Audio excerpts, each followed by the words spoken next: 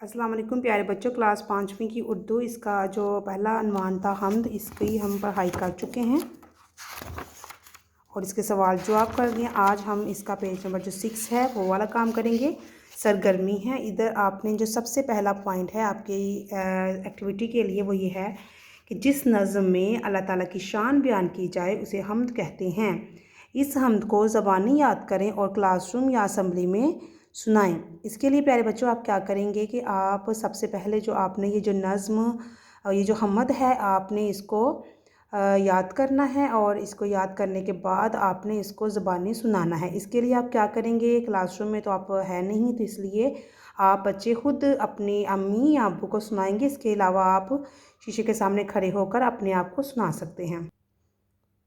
जो दूसरा पॉइंट है वो ये है कि लाइब्रेरी से कोई हमद की किताब हासिल करें और अपनी पसंद की कोई और हमद पढ़कर सुनाएं। इसके लिए प्यारे बच्चों आप क्या करेंगे कि आप अपने बहन भाई की उर्दू की किताब लेंगे, उसमें से आप हमद तलाश करेंगे। जो आपको हमद मिलती है उनमें से आपको जो पसंद है उसको आप लें और उसको याद करें और उसको याद करने के बाद आप उसको भी इसी तरह से अपने आप को या किसी दूसरे को सुना सकते हैं। जो पॉइंट नंबर 3 है वो ये है कि जिन लफ्ज़ों का एक दूसरे से ताल्लुक़ है उन्हें आपस में मिलाना है। एक मिसाल दे दी गई है। सबसे पहले जो था ये वाला मेरी सब खताएं माफ़ हों, ये मिल गया हुआ है। इसकी जो है उन्होंने मिसाल दे दी थी। उसके अलावा जो दूसरा वाला है ये वो वाले लफ्ज़ हैं, ये 2-3 लफ्ज़ जो हैं ये वो वाले हैं कि जो पीछे आपके हमद में से लिए गए हैं। तो इसको मेरी सब खताएं माफ़ हों ये एक मिसरा बन रहा है। तो उन्होंने पीछे शेर में से जो है एक मिसरा यहाँ पर तोड़कर लिख दिया है। आपने इसको मिलाकर एक मिसरा पूरा करना है। तू सदा रहे मुझ पर मेहरबान की इसको हम इससे मिलाएंगे, तू सदा रहे मुझ पर मेहरबान। तो ये क्या बनेगा, एक मिसरा बन जाएगा। पीछे हम हमद में चेक करेंगे तो इसका इससे ही मैच है। मेरे सर पर रख अपना साहिबां, मेरे सर पर रख अपना साहिबां। तो ये इसको हम इससे मिलाएंगे तो ये मिसरा मुकम्मल हो जाएगा। मुझे हर बला से बचा के रख, मुझे हर बला से बचा के रख। ये था ये वो अल्फाज थे जिनका इनसे ताल्लुक़ था, हमने उनको इनसे मिला दिया। उसके बाद जो अगला जो काम है वो 4 वाला वो ये है।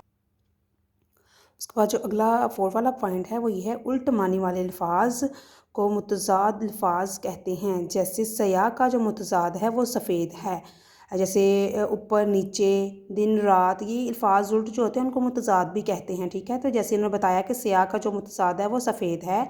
अब मुतज़ाद अल्फाज को आपस में मिलाएं। एक मिसाल दे दी गई है। इन्होंने कुछ जो लफ्ज़ हैं वो यहाँ पर दे दिए और उनके मुतज़ाद आगे दिए हैं और कहा है कि इन अल्फाज को उनके मुतज़ाद से मिला दें और एक मिसाल दे दी गई है। ये है निहा और इसको मिला दिया है अयां से। निहा का मतलब होता है छुपा हुआ और अयां का मतलब है ज़ाहिर। तो छुपा हुआ और ज़ाहिर ये उल्ट है ना, एक छुपा हुआ और एक ज़ाहिर है, तो हमने इसको मिला दिया है। उसके बाद है सर। सर का जो उल्ट होगा वो पैर होगा। सर पैर, सर पैर, तो हम सर को पैर से मैच कर देंगे। सही है, इसको पैर से मैच कर देंगे। उसके बाद है बहर। बहर, बहर होता है समुंदर और बर क्या होता है, जो खुश्की वाला जो जगह होती है। बहर और बर, समुंदर और हम कह देंगे खुश्की। ठीक है, बहर को हम बर से मैच कर देंगे। बहर को बर से मैच किया। और उसके बाद नेकी। नेकी का जो उल्टा है वो है बदी। नेकी बदी, नेकी को हम बदी से मैच कर देंगे। इस तरह से पेज नंबर जो 6 था उसके जो सरगर्मी में जो हमारे 4 पॉइंट थे वो हमने कर लिए हैं। उसके बाद 5वां जो पॉइंट है वो आपके पेज नंबर 7 पर है, तो पेज नंबर 7 पर आ जाए।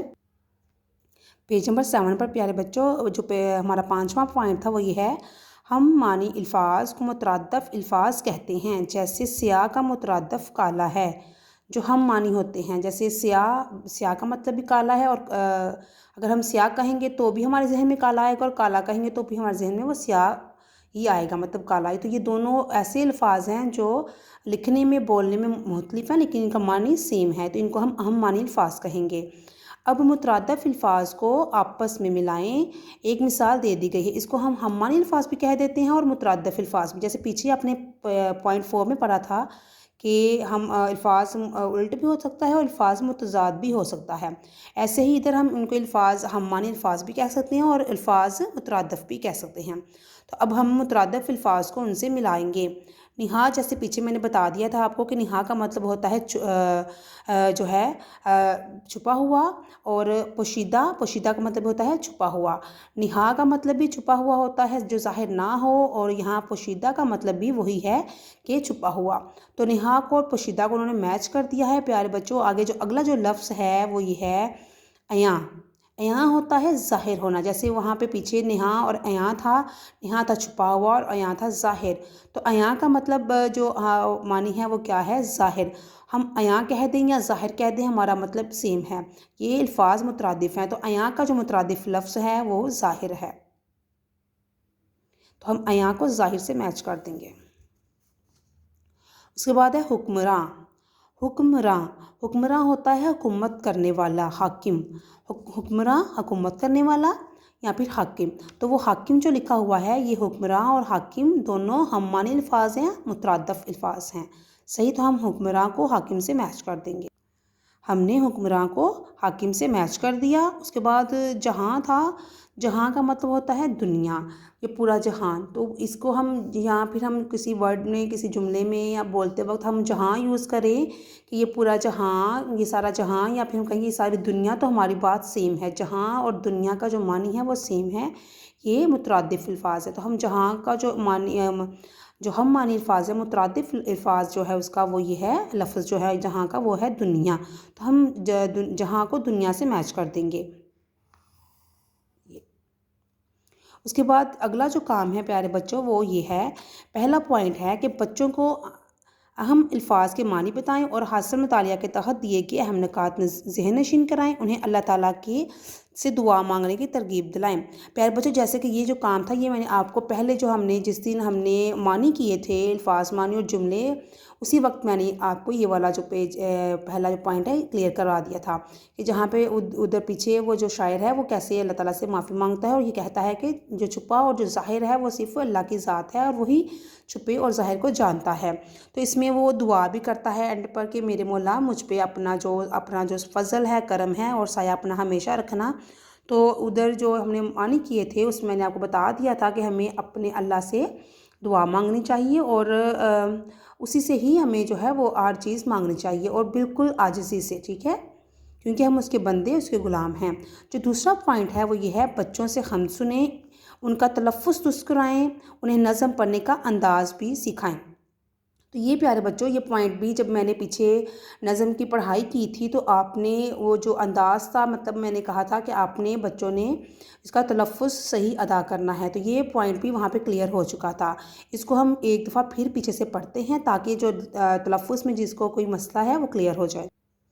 تو اس کے تلفظ کو صحیح کرنے کے لیے جو ہمارے پاس کام ہے وہ یہ ہے تو ہی تو مالک دو جہاں۔ ایک دوسرا یہ بات ہے کہ جب ہم کوئی نظم، کوئی شاعری پڑھتے ہیں تو ہم جیسے پیچھے جیسے ہم کسی عنوان کی یا کسی سبق کی ہم ریڈنگ کرتے ہیں، یہ ویسے ریڈنگ نہیں کریں گے، اس کو تو ہم سیدھا سیدھا پڑھتے جاتے ہیں، لیکن جب کوئی شاعری میں بات ہو تو پھر ہم اس کو اس انداز سے پڑھتے ہیں۔ اگر میں شاعری کے انداز سے پڑھوں تو یہ ہوگا، ہے تو ہی تو مالک دو جہاں، تیرا رحم ہم پہ ہے جاوداں۔